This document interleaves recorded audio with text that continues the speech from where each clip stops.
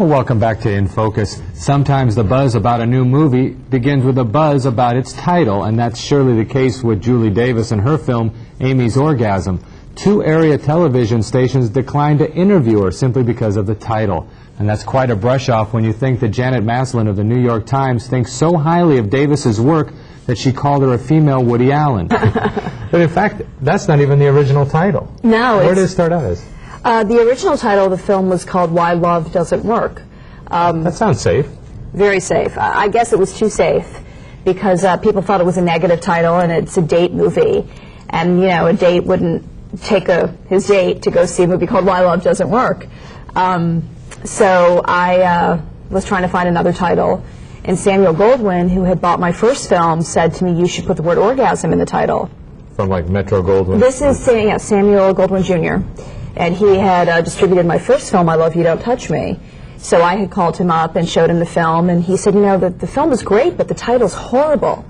I said, why? And he said, it's so negative. And I thought, oh my God. And I said, well, what would you call it? And he said, well, I put the word orgasm in the title. And I thought, oh my God, you know, what, is he kidding? But he was serious, and he was really insistent about it. And I said, well, you know, it's not a sex film. It's, you know, I mean, it's a sexy film. It deals with, but it really is about intimacy and getting close to somebody. And I thought, is that going to give the wrong message? And he said, no, you know, throughout the whole film, she's always referring to an orgasm in one way or another, either literally or as a metaphor for something else. And he thought I should try to put that in the title. Did it offend you the first time you heard it? No. Or catch you off guard, or think that no way would you want your name associated with it?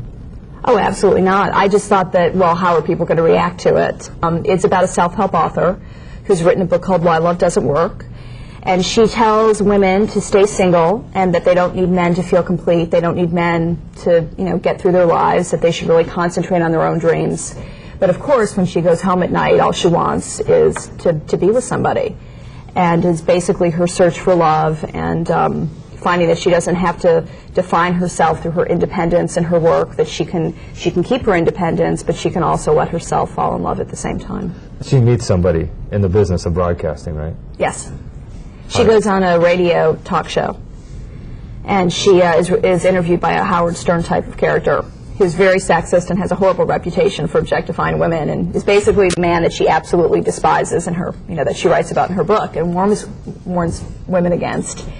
And she goes on the show, and of course is, you know, completely attracted to him, and they develop a relationship. And opposites attract. Of course. A lot of comedy.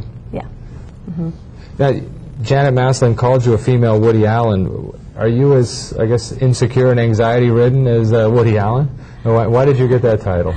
Probably because my films are very, they're very self-reflective. They're very analytical. It's almost like going to therapy for an hour and a half. And I guess that's really Woody Allen's domain, so it makes people think of Woody Allen. Yeah, it's very personal to actually write things that are personal, issues that you're exploring and dealing with in your life, then to direct it, and then to actually represent it physically as the actor is, you know, the last step.